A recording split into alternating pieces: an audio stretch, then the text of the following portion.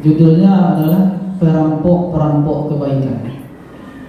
Agak miris ya. Kiranya merampok itu tidak harta saja, tapi kebaikan-kebaikan ada pula perampoknya ternyata. Ternyata amal kebaikan kita, amal soleh kita bisa juga dirampok, bisa juga dicuri. Lapan nih awak beribadah, lapan nih awak melakukan amal soleh dan kebaikan, ternyata masih bisa juga dicilok. Siapa perampoknya? Bukan pencuri, bukan maling, tapi perampoknya adalah sesuai dengan hadis yang disampaikan oleh Rasulullah SAW. Dari Abu Hurairah radhiyallahu anhu, Rasulullah SAW sedang bersama para sahabat waktu itu. Kemudian Rasulullah bertanya kepada para sahabat, "Atadruna manil muflis?" Apakah kalian tahu nggak siapa orang yang bangkrut? Al-muflis, bangkrut, tekor gitulah. Nah, para sahabat menjawab sesuai dengan kemampuan, sesuai dengan pengetahuan mereka begitu.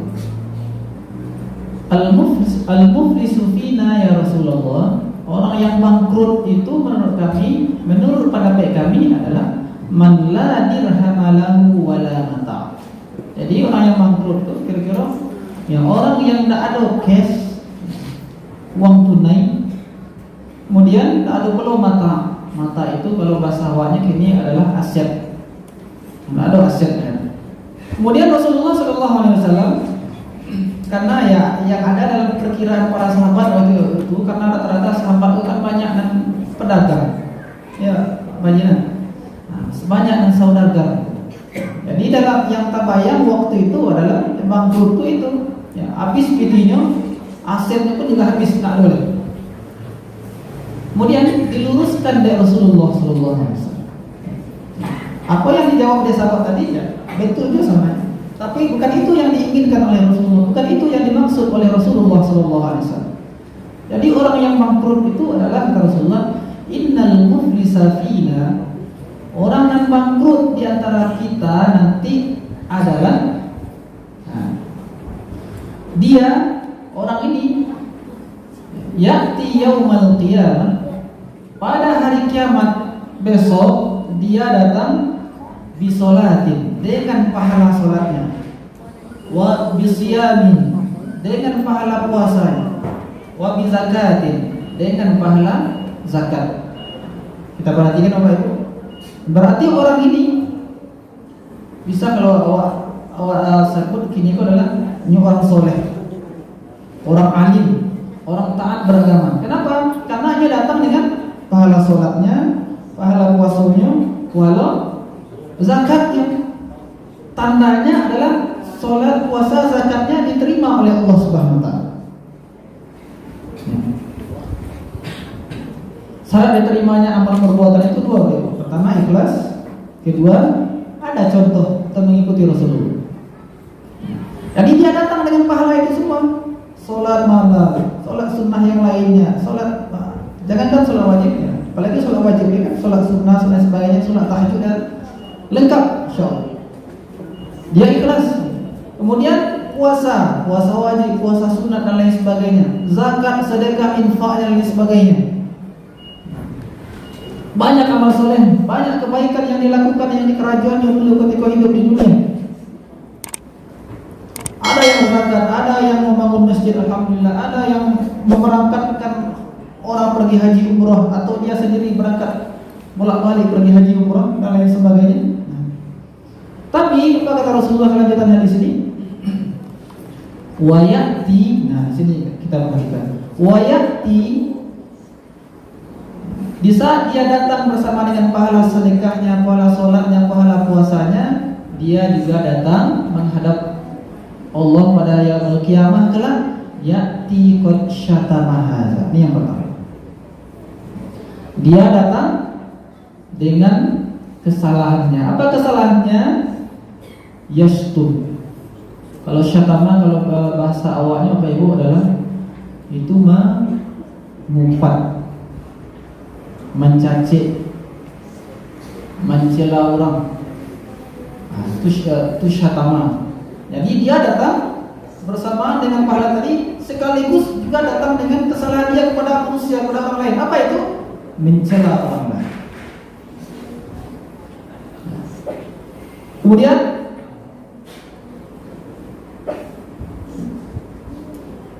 wa qadhafaha. Di samping dia juga pernah dulu waktu hidupnya mencaci maki orang, mencela orang lain, mengumpat orang lain, dia juga datang dengan kesalahan berupa qadhafa. Dalam bahasa fikih qadhaf itu menuduh orang elok berbuat jahat. Kemudian kasusnya kejadian Aisyah istri Rasulullah kan dituduh deh orang-orang munafik berbuat apa?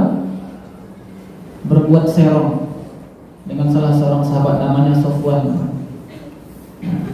Diedarkanlah, ya, disebarkanlah berita-berita kalau ini hoax. Kalau dulu lah adalah hoax namanya. Tapi kalau dulu namanya adalah hadithul ifk, berita palsu. Kalau ini namanya hoax. Jadi disebarkan waktu itu bahwa Aisyah dan Sofwan ini itu berbuat serong, ya. Nah, sampai Rasulullah termakan dengan isu berita itu. Tapi Allah bela. Ya, turunlah firman Allah, walladzina yarmuna al-muhsanati, orang-orang yang menuduh perempuan baik-baik berbuat serong, kemudian dia tidak bisa mendatangkan 4 orang saksi, maka hukum yang menuduh tadi. Itu namanya qazaf, tuduhan.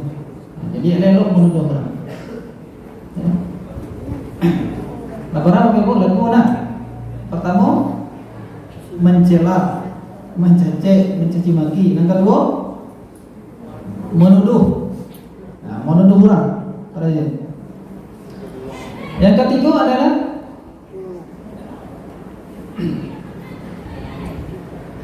wa akala malaha. Dia memakan harta orang lain dengan cara tidak benar. Baik memakan harta orang lain dengan cara mencurikan atau korupsikan atau mungkin dengan cara berhutang tapi tidak dibayar-bayar. Nah, yang hati-hati Bapak Ibu, memakan harta orang lain tanpa hak. Dan yang berikutnya, wasafaka damaha. Juga dulu pernah menumpahkan darah saudaranya, membunuhkah dan lain sebagainya. Wa darabaha. Atau dulu juga pernah memukul saudaranya. Jadi ada 2 amalan di sini, Pak. Ada 2 amalan. Amalan yang pertama adalah syatama, menuduh, sama mencaci. Itu amalan apa? Perbuatan siapa? Apa itu? Perbuatan lidah. Jadi intinya adalah di sini jaga lidah. Suatu kali Muaz bin Jabal dia bertanya kepada Rasulullah SAW. Panjang pertanyaannya Bapak Ibu. Kemudian intinya terakhir dari hadis itu adalah, ya Muaz, kuffa anka hadza. Muaz, jaga ini. Kemudian Rasulullah bagi syarat bagi lidahnya, jaga lidah. Kemudian Muaz bertanya, ya Rasulullah, inna lamu'akhazuna bima natakallama bihi. Apakah kita akan disiksa, diazab kelak lantaran karena perbuatan lisan kita atau apa yang telah kita ucapkan? Apa jawaban Rasulullah? Muaz, hal yukabbun nasu fin nari ala wujuhihim illa hasaidu alsinatihim. Bukankah manusia itu Allah lemparkan ke dalam neraka dalam keadaan tertelungkup disebabkan oleh apa yang diperbuat oleh lisan, apa yang diperbuat oleh lidahnya. Berarti Bapak Ibu, lidah pun juga bertanggung jawab. Apa yang diucapkan oleh lidah kita, tanggung jawab kan? Makanya dalam hadis yang lain, kalaupun tidak mampu untuk menjaga lisan kita, maka minimal diam. Kata Rasulullah, "Man kana yu'minu billahi wal yawmil akhir." Kalau kalian beriman kepada Allah dan hari akhir, falyakul khairan aw liyasmut. Dan kalau itu dan kalau awak bicarakan itu dan elok-elok saja. Terlebih kalau awak ingin di bulan Ramadan. Kita berpuasa itu bukan hanya puasa dari menahan makan minum, tapi juga menahan lidah kita dari perkataan yang tidak baik atau perkataan-perkataan yang buruk. Kemudian amalan yang berikutnya itu adalah ada tadi memakan harta anak yatim dan memakan harta orang lain tanpa jalan yang hak, kemudian menumpahkan darah atau pernah memukul orang, itu adalah perbuatan jasad atau anggota tubuh kita. Maka ini perlu diperhatikan. Apa kelanjutan hadis ini? Rasulullah SAW melanjutkan. Kemudian bagaimana orang yang katanya soleh tadi, alim tadi, banyak membawa pahala kebaikan, amal solehnya. Maka orang-orang yang melakukan kesalahan tadi, lisannya, kemudian perbuatan tadi itu dia kelak dicari oleh orang-orang yang pernah dia zalimi. Kemudian orang-orang yang terzalimi itu mencarinya. Kemudian apa yang terjadi? Maka fayuqta hadza min hasanatihi. Maka kebaikan orang yang taat tadi, orang yang datang dengan pahala salat, zakat dan puasa tadi, itu Allah berikan kepada orang yang terzalimi tadi, orang yang pernah dicacinya, orang yang pernah dituduhnya, orang yang pernah diamakan hartanya, orang yang pernah dia tumpahkan darahnya atau pernah dia pukul. Maka kelak pada hari akhirat Allah Subhanahu wa taala hadapkan orang ini berdua, kemudian kebaikan orang tadi diberikan kepada orang yang dizaliminya. Bangkrut enggak kira-kira? Jadi saya menciduk itu, siapa perampoknya? Perampoknya adalah ternyata perbuatan buruk kita juga. Lah pandai-pandai kita beramal, capek mengerjakan ibadah, kebaikan, amal soleh, tapi setelah itu kita juga menyakiti orang lain, kita juga menzalimi orang lain. Maka kelak pada hari kiamat, kebaikan yang telah kita lakukan itu pahalanya Allah timpakan kepada orang yang kita zalimi. Nak bangkrut awak namanya tu? Ya bu, ya bangkrut tu. Apakah sampai di situ? Ternyata belum Bapak Ibu. Ternyata orang yang dia zalim itu banyak, sehingga kebaikan dia itu sudah habis. Tidak ada lagi yang akan bisa diberikan kepada orang yang dizalimi itu. Bagaimana endingnya? Kemudian faiza faniyat hasanatuhu qabla ayyuqda ma alaihi. Jika sudah habis amalan-amalan kebaikan, amal soleh dia dibagikan kepada orang yang dia zalimi dahulu sewaktu dunia, tapi masih ada juga orang yang dia zalimi yang datang mengadu kepada Allah, minta pertanggungjawabannya. Kebaikan adalah apa yang terjadi? Maka ukhiza min khotoya, diambillah kesalahan orang-orang yang terzalimi tadi, kemudian diberikan kepada orang yang sudah bangkrut tadi. Berapa rugi itu? Kalau berapa kali rugi? 2 kali rugi, 2 kali menderita. Kebaikan awak diagih ke orang, keburukan orang kita ambil. Dan endingnya adalah summa turiha finnar. Kemudian orang alim tadi, orang yang banyak pahala tadi, orang yang bangkrut tadi, di samping keburukan kebaikan dia sudah dia berikan kepada orang lain, kemudian keburukan orang dia ambil, kemudian Allah campakkan ke dalam neraka.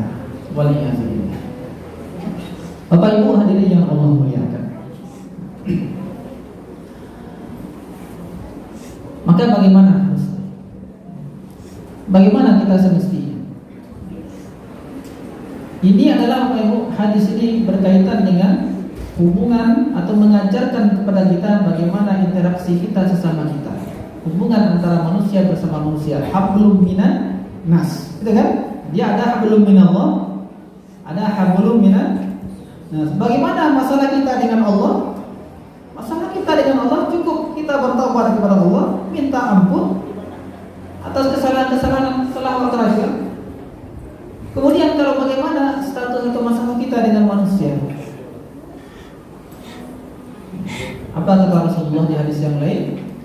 Falyatahallalhu minhul yawm. Kalau Allah ada masalah dengan saudara Allah, maka segera selesaikan di dunia. Minta maaf.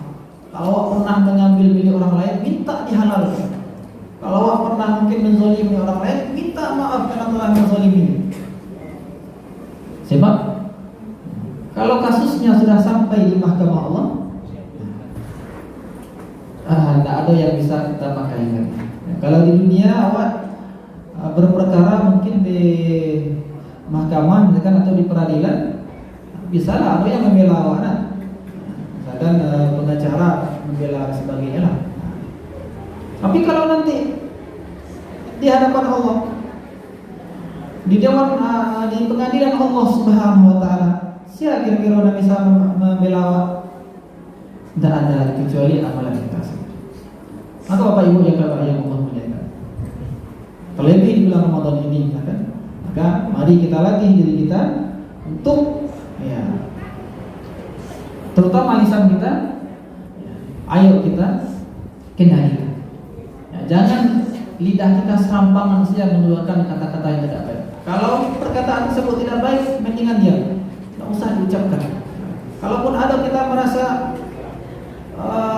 tersakiti atau apalah misalkan sehingga terdorong diri kita untuk mencela orang itu, lebih baik kita diam saja.